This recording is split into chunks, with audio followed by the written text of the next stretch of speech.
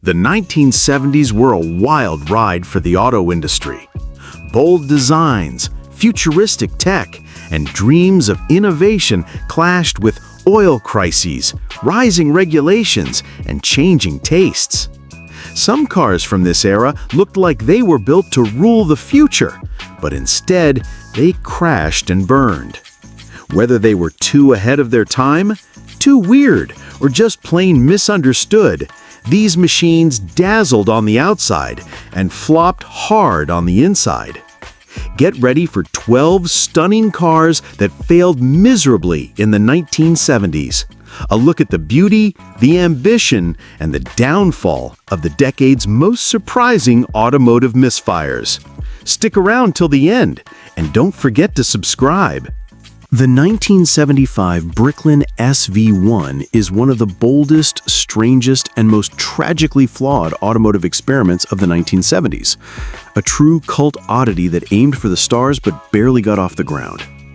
Dreamed up by American entrepreneur Malcolm Bricklin, who had already made waves by importing the tiny Subaru 360 into the United States, the SV1, short for Safety Vehicle 1, was an audacious attempt to reinvent the sports car around futuristic styling and a radical commitment to occupant safety. What resulted was a machine so visually dramatic and conceptually daring that it looked more like a prop from a science fiction movie than a production car you might actually find in someone's garage. At first glance, the SV1 was an absolute showstopper. With its signature gull-wing doors, seamless fiberglass reinforced acrylic body panels, and spaceship-like silhouette, it made even the Chevrolet Corvette look conservative. It was offered in wild, unpainted body colors like Safety Orange, Safety Green, and Safety Suntan, all molded into the panels themselves. A bold choice designed to highlight the car's identity as a safe alternative to both European and American sports cars. No paint meant no chips, no rust, and no dulling. In theory. The striking front and rear bumpers were massive energy-absorbing pods designed to meet the strictest crash standards, and the car's steel safety cage was intended to protect passengers in high-speed accidents. Inside, the car carried the same forward-thinking vibe. Deeply sculpted bucket seats, a center console filled with aviation-style toggle switches, and a surprisingly refined feel for a low-volume manufacturer. But perhaps the most theatrical feature of all, and one of its biggest downfalls, were those famous gull-wing doors. Unlike the Mercedes 300 SL, which used mechanical hinges, the Bricklin relied on hydraulic pistons to raise and lower the doors. When they worked, it was like opening a futuristic vault. But often they didn't work, especially when the battery was weak, leaving owners literally trapped inside or locked out of their own cars. Bricklin himself once insisted that drivers should just wait for the doors to open, as if patience would replace proper engineering. Underneath that incredible exterior, however, was a car that struggled mightily to deliver on its visual promise. Early models came with an AMC 360 cubic inch V8 making around 220 horsepower, but later examples, like those from 1975, switched to a less powerful Ford 351 Windsor due to supply issues. Mated to a heavy chassis and wrapped in thick body panels, the SV1's performance was tepid at best. Weighing nearly 3,600 pounds, the car was no match for the lithe European competition it hoped to rival, nor even the more powerful and refined Corvette. Handling was dull, acceleration modest, and braking, especially on early models, was inconsistent. But perhaps the biggest obstacle wasn't technical, it was financial. The Bricklin Motor Company was heavily subsidized by the Canadian province of New Brunswick, which saw the SV1 as a path to jobs and economic revival. At its peak, the plant in St. John employed hundreds of workers and churned out around 10 to 12 cars a day. But costs ballooned rapidly, the quality of construction varied wildly, and reliability problems mounted. When the provincial government discovered just how much money was vanishing into what was quickly becoming a black hole, they pulled the plug. Production abruptly ceased in late 1975, with just under 3,000 cars built across 2 model years. The company was bankrupt, the dream ended, and Malcolm Bricklin moved on to other ventures, including an ill-fated attempt to import Yugoslavian-built Yugo hatchbacks a decade later. Despite its spectacular failure, the Bricklin SV1 never disappeared from public consciousness. Its wild styling, rarity, and sheer eccentricity have earned it a devoted cult following among collectors and enthusiasts who embrace its flaws as part of its charm. There's something undeniably captivating about the SV1. It was one man's unfiltered vision of what a safer, more exciting future could look like. Part sports car, part crash test experiment, part comic book fantasy. It had no peers, no direct competitors, and no chance of true success in the mass market. But it also had something far rarer, a soul. Today, surviving Bricklins are cherished more for what they represent than what they deliver.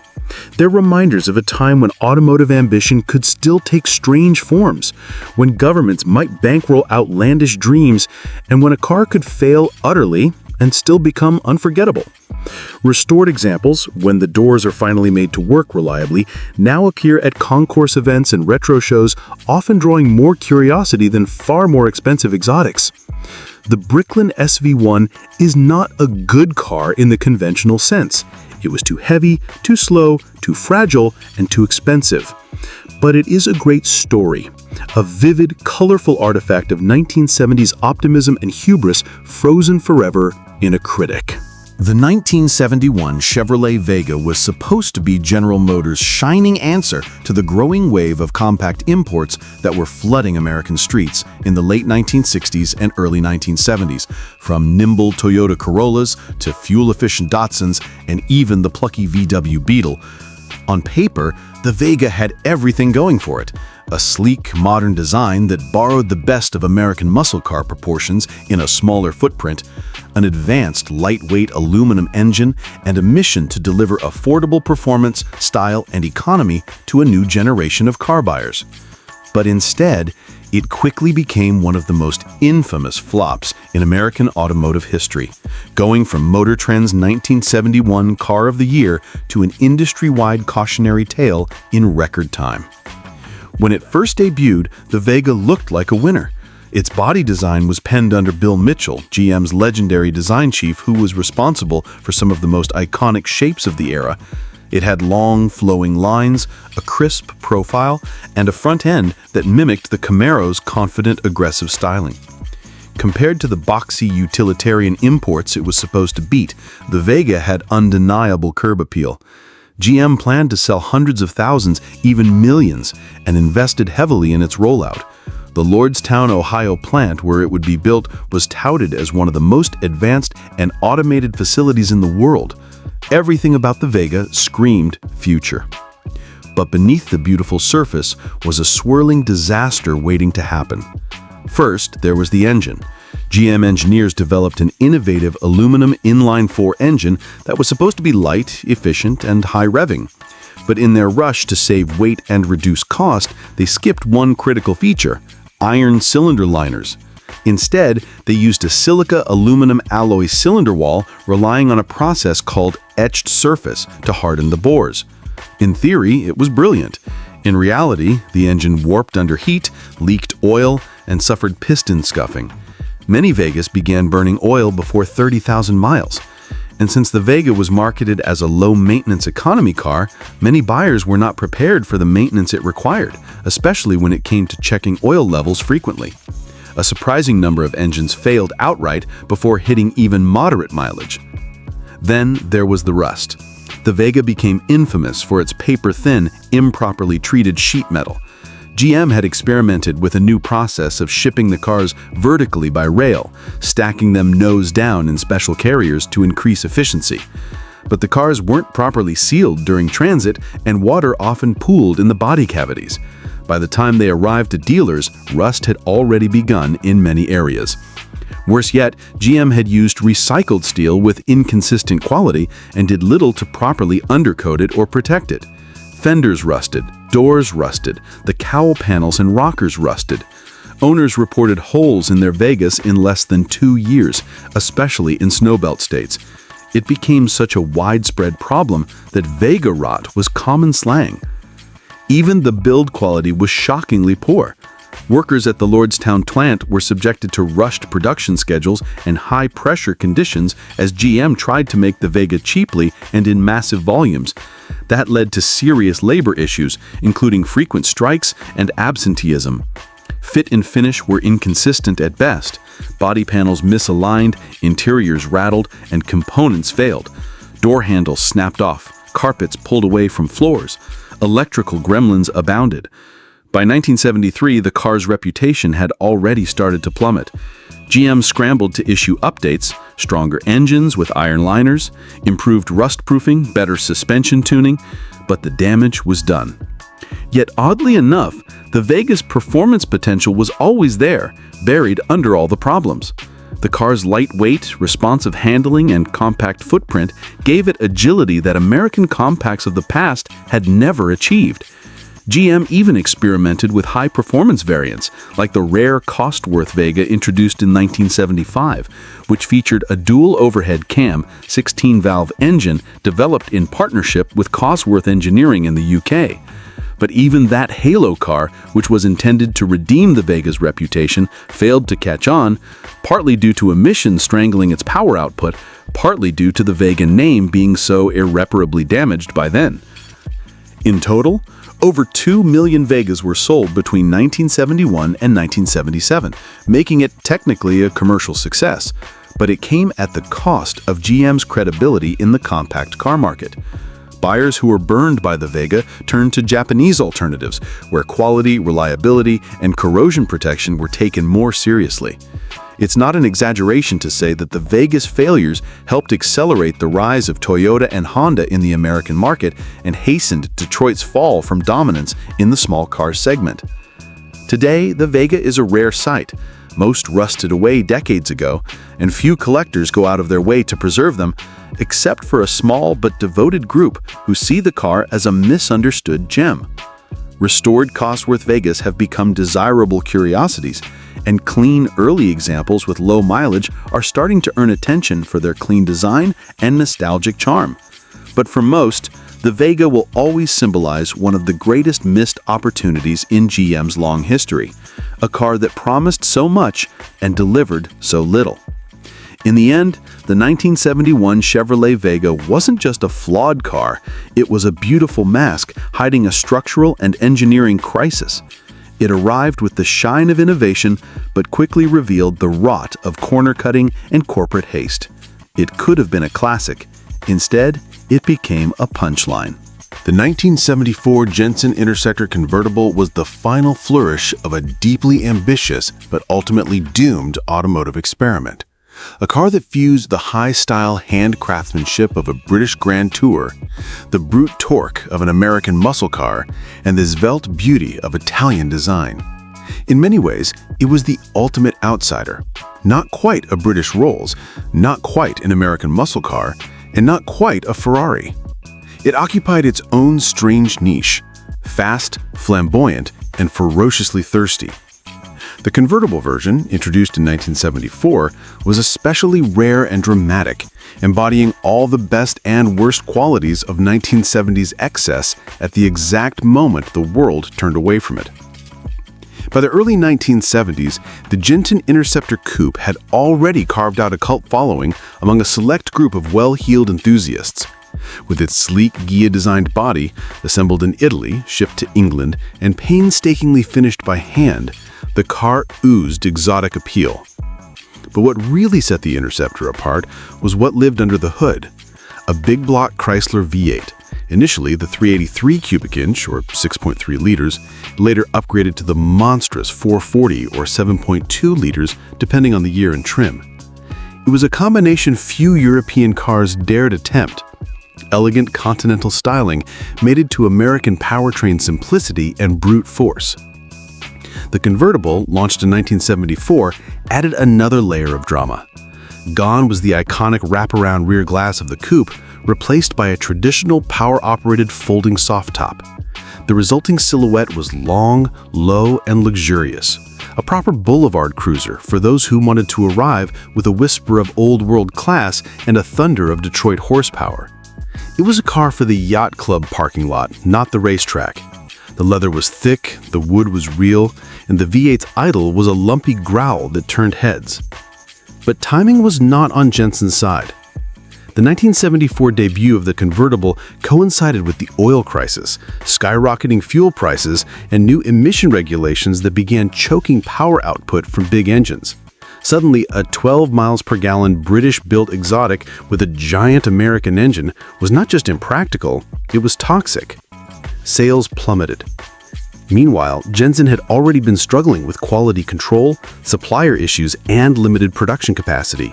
Building each car by hand, while charming and exclusive, meant costs were high and margins were thin.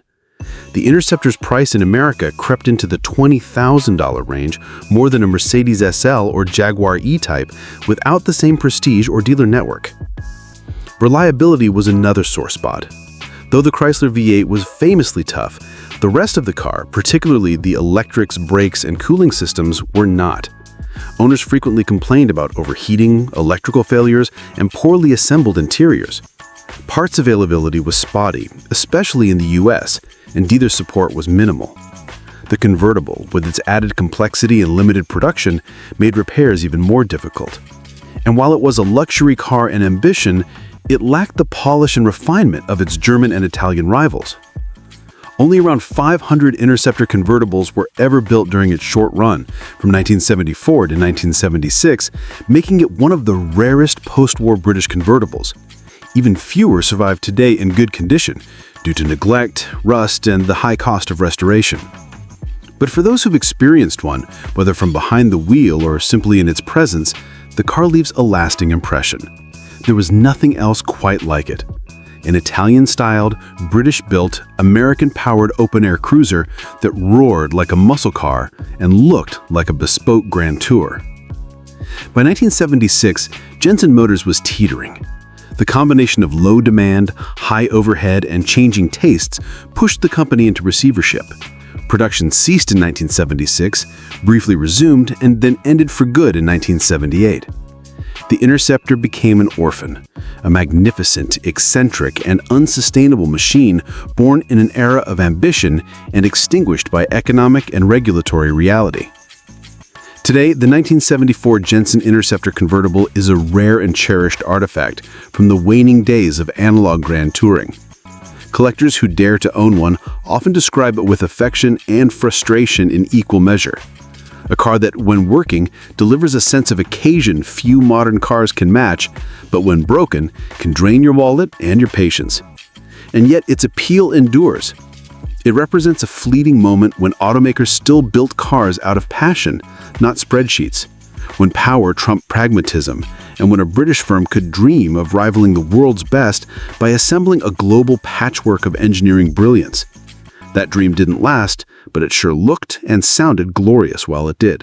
The 1971 AMC Matador Coupe, especially after its radical 1974 refresh, stands as one of the boldest and most visually adventurous American cars of the decade, and also one of its greatest commercial misfires. It was a classic case of too much innovation too soon, with too little support. At a time when most mid-size coupes looked like squared-off shoeboxes, the refreshed Matador burst onto the scene like a wedge-shaped alien craft, flaunting a sculpted, aerodynamic body and avant-garde detailing that owed more to European grand tours and science fiction than Detroit convention. It should have been a revolution. Instead, it was a showroom ghost, largely ignored and quickly forgotten. Yet to modern eyes, it now seems like a masterpiece of daring automotive design. AMC, American Motors Corporation, always the smallest of Detroit's Big Four, was known for doing more with less.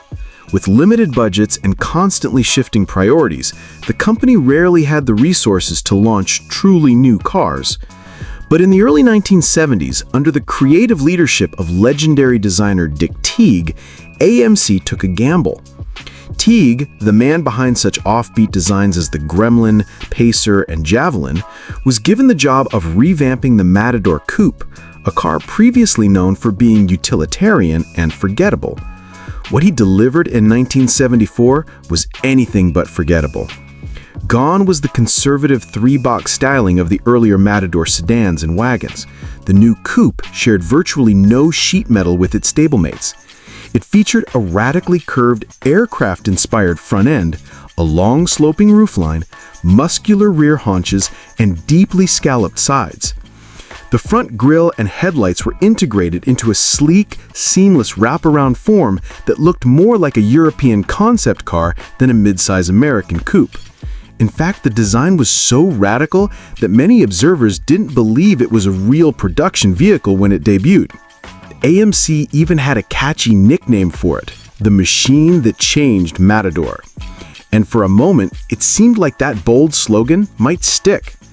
The Matador coupe was positioned to compete with the likes of the Ford Torino, Chevrolet Monte Carlo, and Dodge Charger, but visually it blew them all away. Where the competition looked bloated or boxy, the Matador was lean and space-age. Even the taillights looked like jet exhaust ports. With the optional 401 cubic inch V8, it had performance to back up the drama too. But despite the visual fireworks and competent mechanicals, the car stumbled hard. The reasons were many. First, AMC failed to market it effectively. With so much money tied up in developing the new bodywork, little was left for advertising or dealer support. AMC's reputation at the time leaned heavily toward economy cars and oddballs like the Hornet and Gremlin. So when a stylish personal luxury coupe appeared, most buyers didn't even know what it was, and those who did were often skeptical of AMC's quality and resale value. Moreover, the 1974 model year brought with it the aftershock of the first oil crisis. Big V8-powered personal coupes suddenly looked like dinosaurs to fuel-conscious Americans, and while the Matador coupe was no worse than its rivals in fuel economy, it lacked the brand strength and dealer presence to survive the shift. Then there was the price. Despite AMC's budget-conscious image, the Matador coupe wasn't cheap. Optioned with a 401 V8, automatic transmission, vinyl top, and power accessories, it could easily crest $5,000, putting it squarely against better-known and more prestigious rivals from GM and Ford. AMC loyalists found it too expensive, and import or luxury buyers weren't tempted to take the risk on such an unusual offering from a small automaker. Even NASCAR couldn't save it. AMC entered the Matador coupe into NASCAR competition with legendary drivers like Mark Donohue and Bobby Allison. The car proved surprisingly competitive on the track, even winning races. But race fans didn't translate into street car buyers. The Matador's stunning shape may have cut through the air like a knife, but it couldn't cut through the public's indifference. Production was modest and dropped sharply after the initial novelty wore off. The Matador coupe staggered along until 1978 with few changes, mostly ignored by the market. When AMC discontinued it, few noticed. Even among classic car collectors, the Matador coupe has remained obscure for decades, overshadowed by better-known AMC curiosities like the Pacer or AMX. But in recent years, a quiet reassessment has begun. Collectors and enthusiasts have started to appreciate the Matador coupe's uniqueness. In a world filled with cookie-cutter muscle cars and forgettable intermediates, the Matador coupe looks like a rolling sculpture. Its bold curves and futuristic front end are now seen not as weird, but as visionary. Survivors are rare, and restored exemplars often turn heads at shows not because of what they are, but because of what they tried to be. The 1974 AMC Matador coupe wasn't just a failed redesign, it was a moonshot from a company that rarely got to dream big. It tried to prove that bold design and risk-taking could come from even the humblest automakers. It didn't succeed in its own time, but it left behind one of the most visually arresting American cars of the 1970s. And that, in itself, is a kind of victory. The 1970s Citroen SM was one of the most exotic, forward-thinking, and misunderstood grand tours ever to grace American roads. A vehicle that embodied the peak of French automotive ambition while simultaneously crashing headlong into the hard wall of American pragmatism. A rare fusion of French elegance and Italian firepower, the SM looked like a spacecraft, rode like a magic carpet, and handled like no front-wheel drive car had any right to.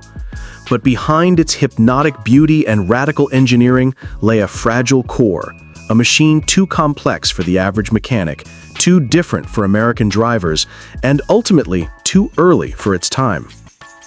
Unveiled at the 1970 Geneva Motor Show, the Citroen SM, short for Série Maserati, was meant to be a halo car, the technological showcase that would elevate Citroën to a global luxury player.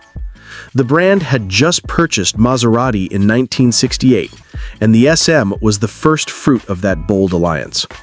With the DS already rewriting the rules of ride comfort and style, Citroën sought to create a high-speed, long-distance GT that could cross a continent in comfort and speed, and do it with aerodynamic grace and intellectual flair. And what flair it had! From the side, the SM looked impossibly sleek. A tapered teardrop with flush glass, a long hood, and a fastback roofline that slipped through the air with a drag coefficient of just 0.26, shockingly low for its time. Up front, behind a glass panel, lived 6 swiveling headlights on European models, which turned with the steering wheel to illuminate corners, a spooky, wonderful innovation. Inside, the cabin was filled with sci-fi minimalism, a single-spoke steering wheel, futuristic oval gauges, deep bucket seats, and a dashboard wrapped in padded vinyl and chrome. This wasn't just a car, it was an environment, one that felt more like piloting a Concorde than driving a sedan. But the real wizardry was under the skin. The SM rode on Citroën's legendary hydro-pneumatic suspension, which used nitrogen-filled spheres and high-pressure fluid to automatically adjust ride height and iron out every imperfection in the road. The result was an eerily smooth, floaty ride that could self-level, raise or lower itself at will, and deliver unparalleled comfort. At speed, the SM would hunker down like a cat before pouncing, increasing stability and cutting drag. Then there was the engine, a 2.7-liter V6 designed by Maserati specifically for the SM, compact enough to fit in a narrow engine bay, yet powerful enough to deliver a top speed of 140 miles per hour, making it one of the fastest front-wheel drive cars in the world at the time. The engine revved sweetly and loved to be pushed, and it made the SM a true high-speed GT, capable of swallowing Autobahn miles with serene ease. But it was precisely this blend of exotic ingredients that doomed the SM in America. First, the complexity. The SM's hydraulic system powered everything. The brakes, the steering, the suspension, even the headlights and self-centering steering return.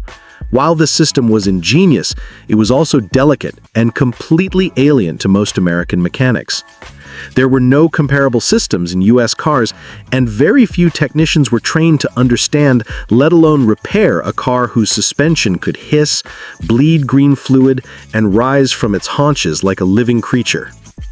Then there was the engine itself.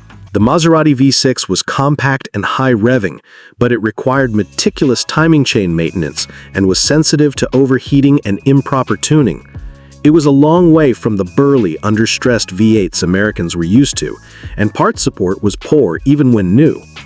Owners who didn't baby the engine or who tried to DIY their way through service often ended up with a seized or misfiring motor. Reliability suffered, and so did the car's reputation. The US market version lost its most iconic feature, the swiveling headlights, due to DOT regulations, dulling its visual impact. And then came the final blow, the 1973 oil crisis. A thirsty, expensive, foreign GT with no dealer network and questionable reliability had no place in a world of gas lines and price spikes. Citroën, facing internal financial trouble and forced by the French government to divest its Maserati holdings, withdrew from the US entirely in 1974. The SM vanished from showrooms almost overnight. In total, just under 12,900 SMs were built from 1970 to 1975. Only a fraction, somewhere around 2,000, ever made it to the United States, and many of those fell into disrepair by the late 1970s due to lack of support. For years, the SM was seen as a white elephant, beautiful but hopeless, intriguing but impractical, a cautionary tale of French excess in an American market that demanded simplicity and serviceability. But in retrospect, the SM was a masterpiece, a car that dared to reimagine what a Grand Tour could be. It wasn't just fast and beautiful, it was brilliant, cerebral, even philosophical. It invited the driver to experience motion in a completely different way, not as a harsh mechanical assault, but as a smooth, hovering journey through space and time. And for those who've driven a well-sorted SM, the experience is unforgettable. The steering is razor sharp, the brakes are telepathic, the ride is eerily smooth, and the sensation of gliding silently over rough roads at high speed feels almost supernatural. Today, surviving SMs are cherished by a small but devoted group of collectors and enthusiasts, many of whom have dedicated enormous time and money to keeping them alive. Parts are still difficult to find, and repairs are still complex, but the rewards are immense. The SM is no longer just a failed GT. It's a rolling monument to a moment when engineering audacity was allowed to flourish, when form, function, and fantasy collided in the most beautifully irrational way. The 1970s Citroen SM didn't just fall through the cracks of history. It was deliberately engineered to ignore convention. And in doing so, it became a symbol of lost potential, a question mark on wheels, and one of the most fascinating cars of the 20th century. The 1975 Cadillac Seville by Gucci, or more accurately, the unofficial Gucci-themed Sevilles and other ultra-luxury coach-built editions of the late 1970s, represents one of the strangest and most audacious collisions between high fashion and American automotive excess. Though not officially sanctioned by Cadillac or Gucci, these designer Sevilles became a phenomenon of their own. Jeweled badges, monogrammed leather, gilded trim, vinyl roofs, and color-coordinated interiors that screamed opulence to some and kitsch to others. They were attempts to repackage Detroit luxury as high couture, to sell style over substance in an era where image was everything and taste was subjective. The original 1975 Cadillac Seville had been a radical shift for the brand. It was smaller, tidier, and more European in concept, a response to rising fuel prices, government regulations, and increasing competition from Mercedes-Benz and BMW. Cadillac needed a new kind of luxury car, one that whispered refinement rather than shouted land yacht. The Seville delivered with its squared-off proportions, tight overhangs, and elegant detailing. It was an instant success. Understated, tech-savvy with early digital fuel injection, and upscale without being grotesque. But then came the coach builders. Throughout the late 1970s and into the early 1980s, a variety of independent luxury modification shops, including the likes of Caribou, Grandeur Motor Car Corporation, Empress, and several others based in California, Florida, and New York, saw an opportunity to take Cadillac's most refined offering and bling it out for the disco generation. Inspired by the designer edition craze that Lincoln had perfected with names like Cartier, Bill Blass, Givenchy, and Pucci, some aftermarket builders began crafting Gucci-style or Gucci-themed Cadillacs without any official partnership. These modified Sevilles were often advertised as limited editions or bespoke builds, and the Gucci branding, real or fabricated, was used to add an aura of European fashion legitimacy. Cars were decked out with bold gold pinstripes, exaggerated vinyl roofs with opera windows, signature red and green Gucci striping across the seats or dashboard, interlocking double G emblems, gold-plated badging, and embossed headrests. Some versions had plush Gucci logo floor mats, crystal-like hood ornaments, and even matching luggage sets stored in monogrammed trunks. To some high rollers, especially in the booming oil towns, Palm Beach enclaves, or Las Vegas showrooms, this was the ultimate power move. A Cadillac, already a symbol of American success, now customized with European fashion house flair. Buyers were celebrities, nightclub owners, and wealthy urbanites who wanted something flashy and unmistakably exclusive. But to critics and traditionalists, these cars were exercises in poor taste, tacky, overwrought, and veering dangerously into parody.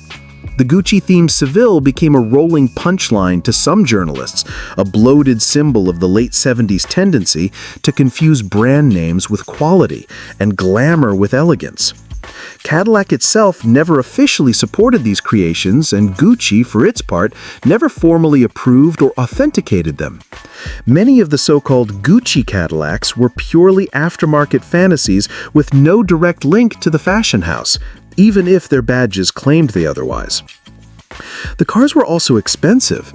Some builds could add $10,000 to $15,000 to the price of a Seville, pushing it into Rolls-Royce territory without the mechanical refinement or prestige to back it up.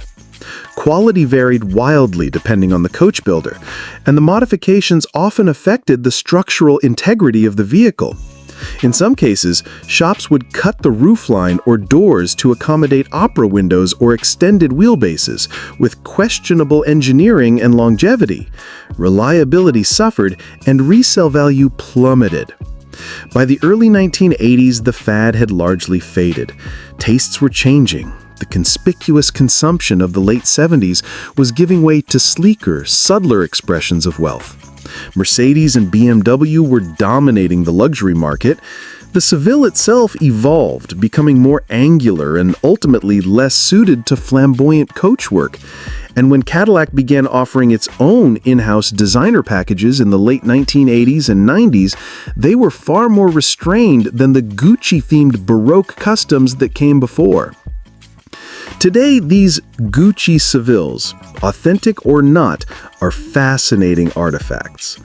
They're almost never found in concourse events, but pop up at lowrider shows, celebrity auctions, or obscure used car lots, often still wearing their custom wire wheels and golden trim.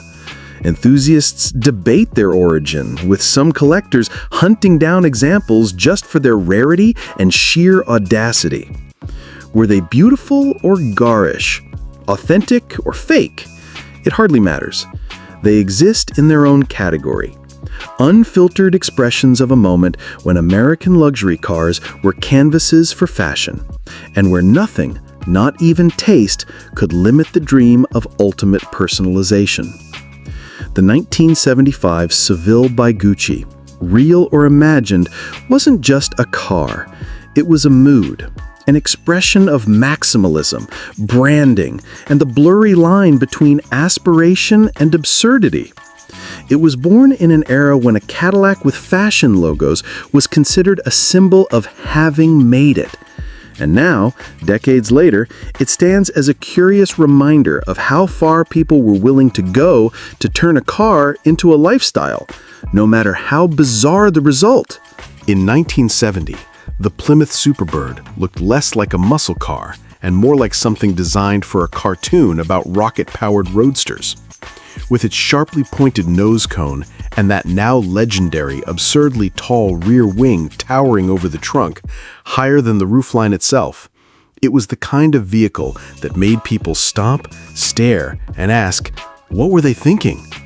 And that's precisely what most Plymouth dealers were wondering as these bright, outlandish homologation specials began arriving in their showrooms. To understand the Superbird's bizarre looks, you have to go back to NASCAR and to the fierce rivalry between Ford, Dodge, and Plymouth in the late 1960s. In 1969, Dodge had introduced the Charger Daytona, a radical aero car designed specifically to dominate the high-speed oval tracks where aerodynamics could make or break a season.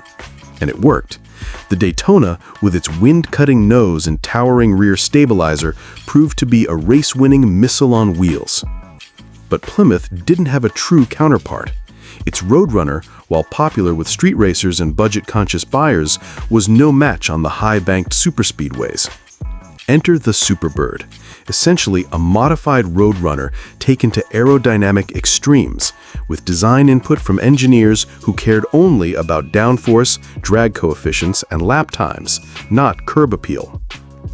The Superbird was built solely to meet NASCAR's homologation rules, which required at least 1,920 production cars to be sold to the public, one for each Dodge dealership. Plymouth aimed higher. About 2,000 to 2,400 Superbirds were built, depending on the source. Underneath the outlandish bodywork were serious credentials. Buyers could order a 440 Super Commando, a 446 barrel, or the coveted 426 Hemi. On paper, it was one of the fastest muscle cars you could buy in 1970. But the public didn't see it that way. To most average car buyers, the Superbird wasn't sleek, it was weird. That nose cone extended nearly 20 inches beyond the front bumper. The wing, although perfectly functional at racing speeds, seemed laughably excessive for anyone planning to drive below 180 miles an hour. The car looked utterly ridiculous parked in front of a suburban driveway. People didn't want to be seen driving one. They didn't want to be laughed at. It was the peacock of the showroom floor. Dealers couldn't give them away. Many Superbirds languished on lots well into 1971. Some were stripped of their nose cones and wings to make them look like normal Roadrunners. Others were sold at steep discounts. A 426 Hemi-powered Superbird, now worth hundreds of thousands of dollars, could be had with a big markdown just to move inventory. The irony, of course, is that what once made the Superbird an embarrassment, its radical styling, would one day make it a legend. Part of the problem was timing. By 1970, the muscle car craze was already starting to cool. Insurance companies were cracking down. Emissions regulations loomed. The oil crisis was just around the corner. Young buyers were increasingly priced out, and older ones didn't want anything that looked like it belonged in a Hanna-Barbera cartoon. The Superbird, in short, was a swan song built for a party that was ending. But on the track, it delivered.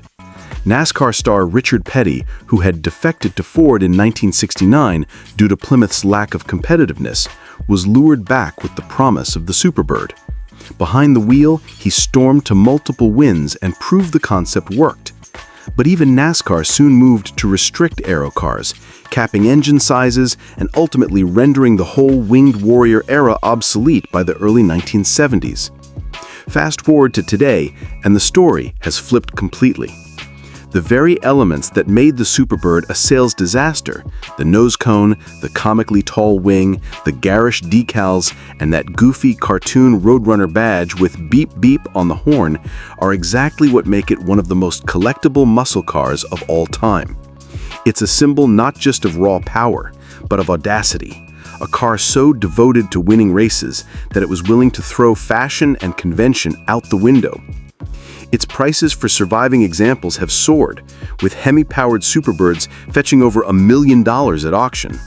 Even 440-equipped cars are now six-figure collector pieces. The Superbird, once laughed at and left to rot in dealer backlots, is now worshipped at car shows and museums. It's a piece of rolling Americana, a vehicle that dared to be different, failed spectacularly in its time, and was ultimately vindicated by history.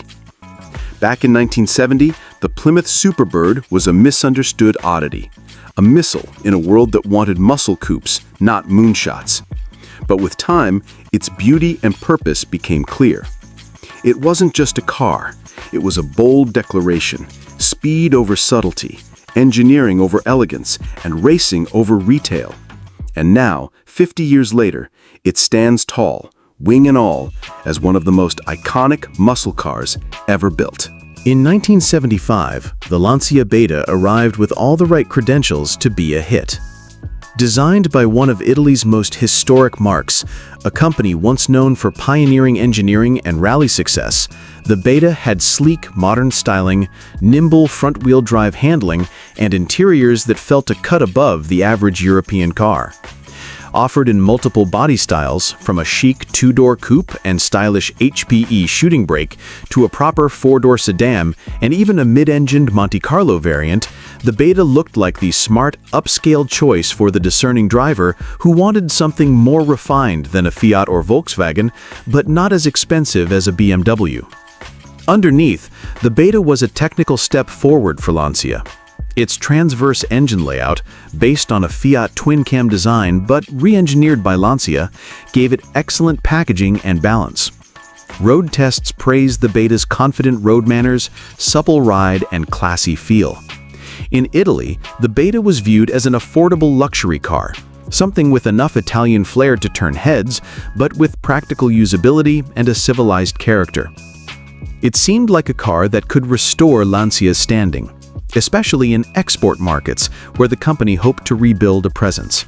But there was one fatal flaw that would not only destroy the Beta's reputation, it would help kill Lancia's credibility in the UK and US for good. That flaw? Rust. Not just any rust, but rust of catastrophic, legendary proportions. The Beta rusted faster than almost any other production car of the era. Owners in Northern Europe and the northeastern United States reported fenders bubbling within a year, floor pans crumbling by the second winter, and even front suspension mounts, critical structural components, disintegrating, sometimes causing front wheels to collapse into the arches while driving. There were urban legends, not entirely exaggerated, of cars being junked before they were fully paid off, not due to mechanical issues, but because they'd rusted so badly they were structurally unsafe. In Britain, things reached a boiling point by the late 1970s. The UK's damp climate, salted roads, and long winters made it the perfect storm for body rot. British tabloids gleefully published stories of brand new Betas falling apart after a few months. The public was outraged. The government took notice. The situation became so dire that Lancia was forced to offer a buyback program for some of the worst affected cars, a costly and humiliating move for a company trying to expand in a fiercely competitive market. Rust scandal destroyed consumer trust, while other Italian cars of the time, including Alfa Romeos and Fiats, also suffered from rust. The Beta became the poster child for the issue. Its name became shorthand for beautiful but doomed, and jokes about Lancias dissolving in the rain became so common that even Lancia's most devoted fans found it hard to defend. Mechanically, the Beta wasn't bad. In fact, many of its components were solid, with smooth engines, decent gearboxes, and enjoyable handling. Some later variants, like the Beta VX supercharged coupe, were even quick. But none of that mattered. The core structural integrity was compromised so frequently and so dramatically that the entire product line was tainted. Even when Lancia improved rust-proofing in later models, the damage to the brand had already been done. In the US, Lancia quietly withdrew after the early 80s.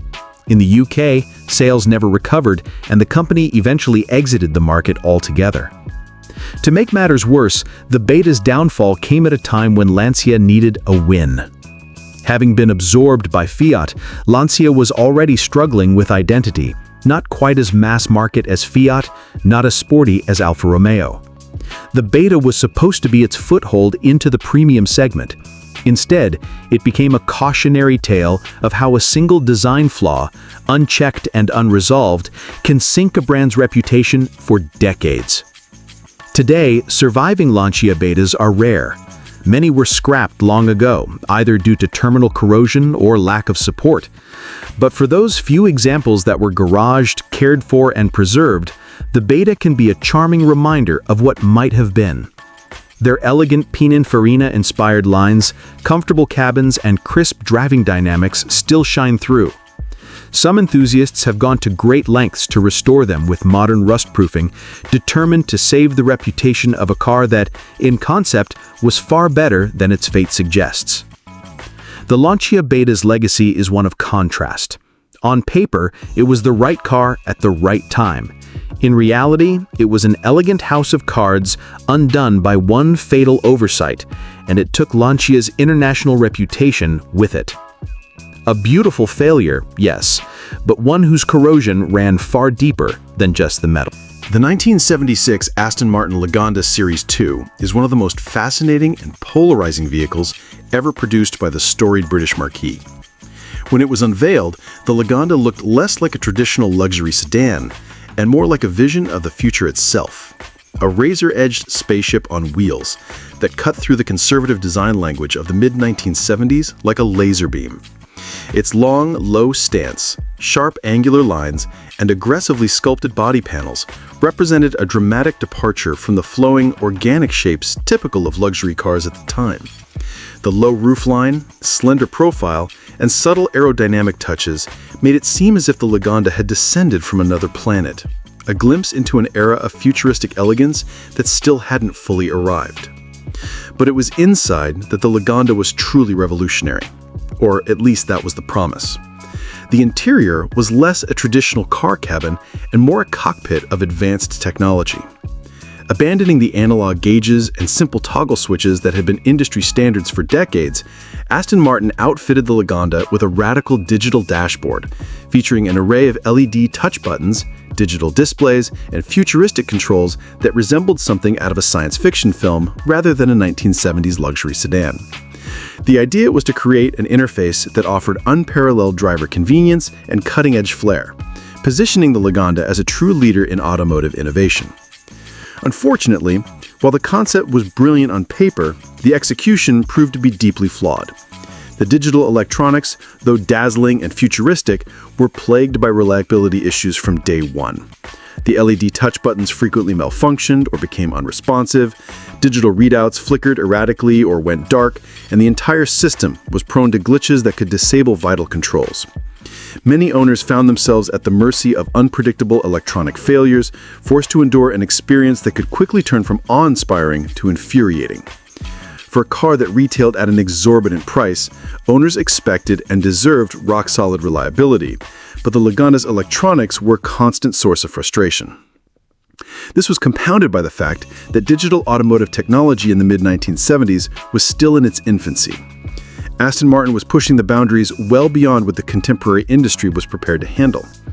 The touch-sensitive panels, while innovative, were not robust enough for everyday use, and the complexity of a system made repairs difficult and expensive. In fact, many Laganda owners resorted to replacing the entire digital cluster with analog instruments just to regain a measure of dependability, effectively turning the futuristic cockpit back into something resembling a conventional car. This retrofitting highlighted the gap between aspiration and reality, underscoring just how ahead of its time the Laganda really was, and how ill-equipped the Air's technology was to deliver on those ambitions. Beyond the electronic troubles, the Laganda's mechanical underpinnings were more conventional, but still executed with Aston Martin's typical attention to craftsmanship. At its heart was a 5.3-liter V8 engine, delivering smooth and sufficient power for effortless cruising. The luxurious interior featured hand-stitched leather, polished wood veneers, and state-of-the-art comfort features, all designed to cocoon passengers in refinement and elegance. The cabin was spacious enough to accommodate 4 adults comfortably, making it a genuine limousine alternative for those seeking exclusivity with a futuristic twist. Despite the lavish appointments and striking design, the Laganda's reputation suffered due to persistent issues beyond just the dashboard. Electrical gremlins afflicted various systems throughout the car, from power windows and lighting to the central locking mechanism. The complex wiring harness and intricate electronics made troubleshooting a nightmare even for skilled mechanics. Furthermore, the unique angular body panels required careful upkeep to prevent water leaks and corrosion, and replacement parts were scarce and costly. The Laganda's maintenance demands were significant, limiting its appeal to only the most dedicated and well-heeled enthusiasts. Sales figures reflected the vehicle's niche appeal and technical shortcomings.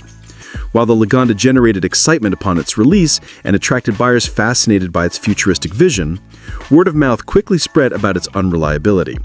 The car's advanced technology, which should have been its greatest selling point, became its biggest liability.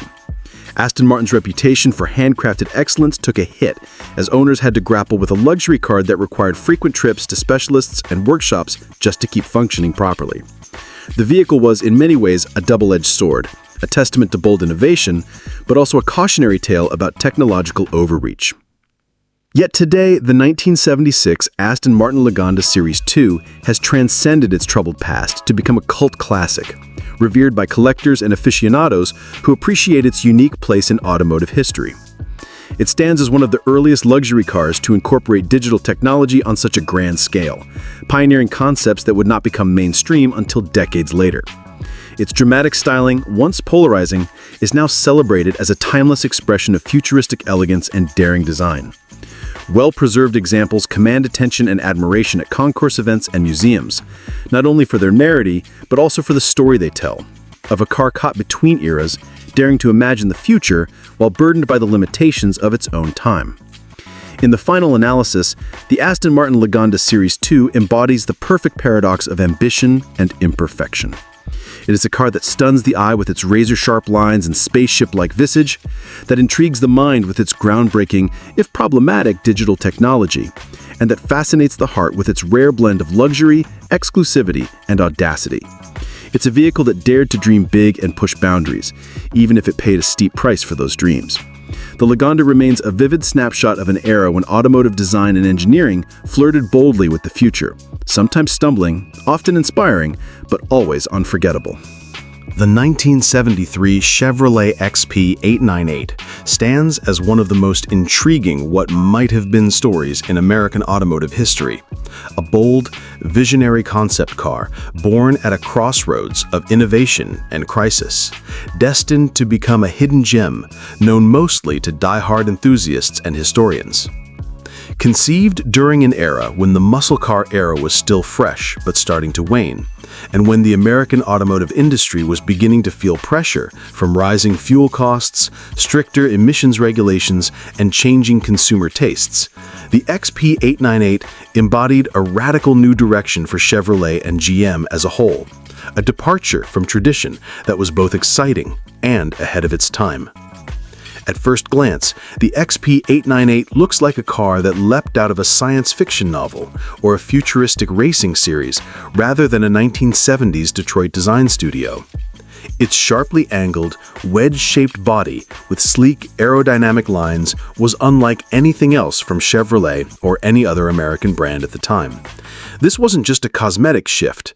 The XP898 was engineered with a mid-engine layout, a configuration that had been embraced primarily by European sports and race cars, but almost unheard of among mainstream American automakers. Placing the engine behind the driver promised improved weight distribution, handling balance, and cornering agility, traits that muscle cars, with their front-engine, heavy noses, could never truly match. But the XP898 was more than just a layout experiment. GM's engineers also pushed boundaries with the use of advanced materials for the era, particularly the plastic composite body panels. This was a cutting-edge move in the early 70s, when most cars were still constructed almost entirely from stamped steel. By employing plastic, Chevrolet aimed to reduce weight, which would enhance performance and fuel efficiency, two pressing concerns as the industry braced for a future of rising gas prices and stricter government mandates. The interior was minimalist but driver-focused, with futuristic instrumentation and controls that aimed to merge function with style, making the XP898 as much a prototype of automotive lifestyle as it was a mechanical experiment. Yet the timing for such ambition could hardly have been worse. Just as the XP898 was being developed and tested, the 1973 oil crisis exploded, sending fuel prices soaring and shifting consumer preference sharply toward economy and practicality. The muscle car boom that had defined the previous decade suddenly looked unsustainable. At the same time, insurance companies began imposing punishingly high premiums on high-performance vehicles, further limiting their market viability. To compound the challenges, the U.S. government introduced increasingly strict emissions and safety regulations, which meant that cars like the XP898, designed for raw performance and radical styling, faced enormous hurdles in meeting new legal standards without losing their edge. In light of these seismic shifts, GM executives made the difficult decision to shelve the XP898 project. The car, which could have been a revolutionary milestone in American sports car history, was never given the chance to be refined for production. The lone prototype, a symbol of Chevrolet's daring and creativity, was tragically destroyed in a fire before it could be saved or preserved. Without the physical cars showcase its promise, the XP898 quickly faded from public view, relegated to the archives and whispered legends of insiders. Despite its obscurity, the XP898's legacy endures among enthusiasts who see it as a fascinating glimpse of what might have been. A glimpse of an America willing to embrace European-inspired mid-engine sports car philosophy, innovative materials, and daring design. It serves as a reminder that innovation in the automotive world is not only about engineering brilliance, but also about timing, economics, and cultural acceptance. The XP898 was simply too far ahead of its time, too vulnerable to the external forces reshaping the industry, and too easily dismissed amid the tumultuous landscape of the early 1970s. Today, the XP898 story resonates as a tragic yet inspiring chapter in Chevrolet's history, a lost masterpiece that dared to dream big but was ultimately crushed by circumstance. Automotive historians and collectors regard it as a symbol of both ambition and fragility, a radical concept car with the potential to redefine American performance and style, forever frozen in time, its sharp wedge silhouette a silent testament to a future that never came to be. The 1974 Triumph TR6, especially in its U.S. market incarnation, stands as a fascinating yet bittersweet chapter in the story of British sports cars and their struggle to remain relevant amid shifting automotive landscapes and tightening government regulations.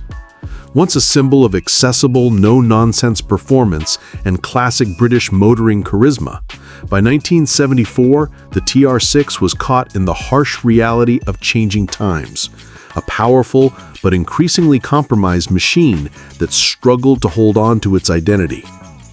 Introduced in 1968, the TR6 was the final iteration in Triumph's long-running TR series.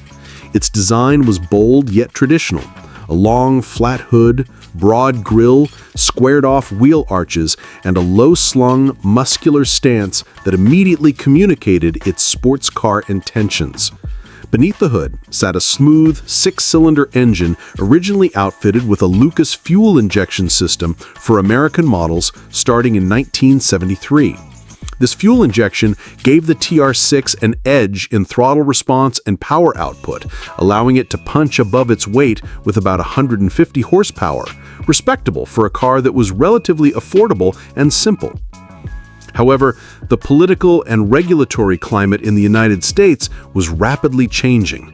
New federal emissions standards aimed at curbing pollution forced automakers to make significant changes to their engines. For the 1974 model year, Triumph had to remove the fuel injection from US TR6s and revert to twin Stromberg carburetors. This seemingly small change had huge consequences. The power plummeted from 150 horsepower to around 104, a staggering loss that dramatically blunted the car's performance. What had once been a lively and responsive roadster was now left feeling lethargic, its character undermined by regulations beyond the engineer's control. For drivers accustomed to the TR6's previous vigor, this was a huge disappointment. The car still looked every bit the aggressive British roadster, wide and purposeful with muscular lines and flared wheel arches hinting at hidden power. But under the hood, it struggled to deliver anything close to the excitement of earlier years. Acceleration was tame, and the once crisp throttle response became dull and hesitant. It was like a prizefighter with one arm tied behind its back, still looking fierce but unable to land the knockout blow. The disconnect between the car's bold styling and its muted performance was jarring to buyers and critics alike. Adding to the TR6's woes were the notorious British reliability issues of the era. Electrical gremlins caused by the infamous Lucas wiring haunted many owners, with intermittent failures, flickering lights, and malfunctioning gauges being common complaints. The complex and often fragile mechanicals demanded frequent attention, and many owners found themselves making regular trips to the mechanic rather than enjoying spirited drives. This added frustration to the car's diminished performance, tarnishing its reputation at a time when consumers increasingly valued reliability and convenience. Meanwhile, Japanese automakers were beginning to flood the US market with their own sporty yet dependable offerings. Cars like the Datsun 240Z and Toyota Celica offered smoother engines, modern styling, and above all, proven reliability at attractive prices. These newcomers began to redefine what buyers expected from affordable sports cars, placing tremendous pressure on European brands like Triumph. The TR6, which had once epitomized accessible performance and style, now seemed outdated and troubled by comparison. Yet, despite all these challenges, the 1974 Triumph TR6 remains a beloved classic among enthusiasts and collectors. Its design is timeless, capturing the essence of British sports cars with clean, muscular lines and a driving experience that connects driver and machine in a way few modern cars can replicate. Even in its weakened 1974 form, it offers a raw, analog feel, a mechanical honesty that many drivers cherish. The 1974 US TR6 is thus a complex and poignant symbol, a car that represents both the pinnacle and the decline of an era.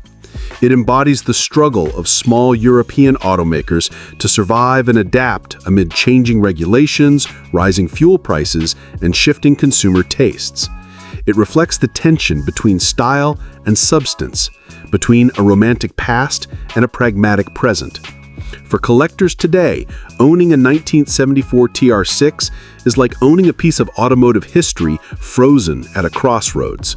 A beautiful but flawed machine that tells a story of passion, decline, and enduring appeal.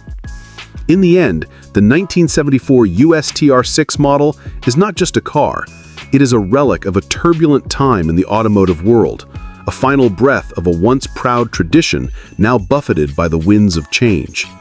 Its charm lies not only in what it was, but in what it represents, the fading roar of British sports car glory, caught between nostalgia and necessity, remembered fondly despite, or perhaps because of, its imperfections.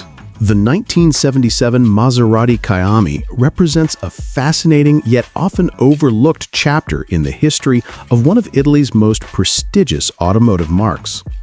In the late 1970s, Maserati found itself at a crossroads, struggling to maintain its identity amidst a rapidly evolving sports car market dominated by fierce competitors such as Ferrari and Lamborghini, whose bold designs and blistering performances captured public attention and hearts worldwide. Against this backdrop, the Kiami emerged as Maserati's understated answer, a grand tourer that emphasized refinement, comfort, and elegant styling rather than outright speed or flashy spectacle. Built during Alejandro de Tomaso's ownership of Maserati, the Kiami was heavily influenced by the corporate relationship between Maserati and de Tomaso, borrowing much of its underlying architecture from the de Tomaso Longchamp, a car which itself was a blend of Italian design and American mechanicals. The Kiami retained the Longchamp's fundamental chassis and layout, but was thoroughly reworked to carry Maserati's distinctive styling cues and brand identity. The bodywork was penned by Pietro Frua, a celebrated Italian coach builder known for sculpting some of the most elegant shapes of the era, and the result was a sleek, low-slung two-door coupe that blended Italian sophistication with a certain understated muscularity. Under the hood, the Kiami was powered by Maserati's proven 4.2-liter V8 engine, producing roughly 265 horsepower. While this was respectable for the time, it paled in comparison to the blistering power plants offered by Ferraris and Lamborghini supercars, leaving the Kiami somewhat caught between worlds. It was no slouch. Its engine provided a smooth yet spirited drive, perfectly suited for long-distance cruising on winding roads and autobahns rather than head-to-head racing or aggressive track performance. The car's suspension and handling setup reflected its GT nature, emphasizing comfort and composure over razor-sharp responsiveness, allowing drivers to enjoy the road rather than wrestle with the car. Inside, the Maserati Kyami's cabin was an exercise in Italian luxury and craftsmanship. Fine leather upholstered every surface, hand-stitched with care, and complemented by polished wood veneers that adorned the dashboard and door panels. The interior combined the timeless elegance of classic Maserati interiors with ergonomic sensibilities designed to enhance driver comfort over long journeys. Unlike many of its flashier contemporaries, the Kyami eschewed ostentation in favor of tasteful restraint, appealing to a clientele that valued exclusivity and class above all else. Despite these strong points, the Kyami faced several formidable challenges in the marketplace. First and foremost was the intense competition from Ferrari and Lamborghini, whose cars were not only more powerful and faster, but also embodied the daring, aggressive spirit that defined Italian supercars in the 1970s. The Kyami's quieter, more refined persona lacked the visceral excitement and emotional impact those brands delivered, which made it difficult to attract the younger, performance-obsessed buyers fueling the exotic car market. Additionally, Maserati's corporate turmoil during this period, marked by financial instability and changing ownership, meant that marketing and dealer support for the Kyami were limited, further restricting its reach and appeal. Pricing was another issue. The Kyami was expensive, even for a luxury grand tourer of its caliber, yet it lacked the star power and technical wow factor to justify its premium price tag in the eyes of many potential buyers. As a result, sales were tepid at best, with fewer than 200 units built before production ceased in 1980. This low production number has made the Kyami a rare and elusive find today, often overshadowed by Maserati's more celebrated models, but cherished by connoisseurs who appreciate its subtlety and elegance. Collectors who seek out the Kyami often praise it for its unique blend of Italian artistry and grand touring sophistication. It is a car that demands a patient and discerning eye, one that recognizes beauty in its balanced proportions, the warmth of its handcrafted interior, and the mellifluous growl of its V8 engine cruising effortlessly along scenic routes. For those willing to explore beyond the usual legends of Ferrari and Lamborghini, the Kyami offers a quieter, more refined narrative, an Italian GT that embraces the pleasure of driving without screaming for attention. Today, the 1977 Maserati Kyami stands as a symbol of an era when Maserati struggled to define its place in a world enamored with excess and speed, yet never lost its commitment to craftsmanship and style. It is a reminder that automotive greatness does not always roar the loudest. Sometimes it whispers through graceful lines, meticulous leatherwork, and the steady pulse of a finely tuned engine. For collectors and enthusiasts, the Kyami is a rare jewel, a car that blends history, design, and driving pleasure into an understated but unforgettable package, a true hidden gem in Maserati's illustrious legacy.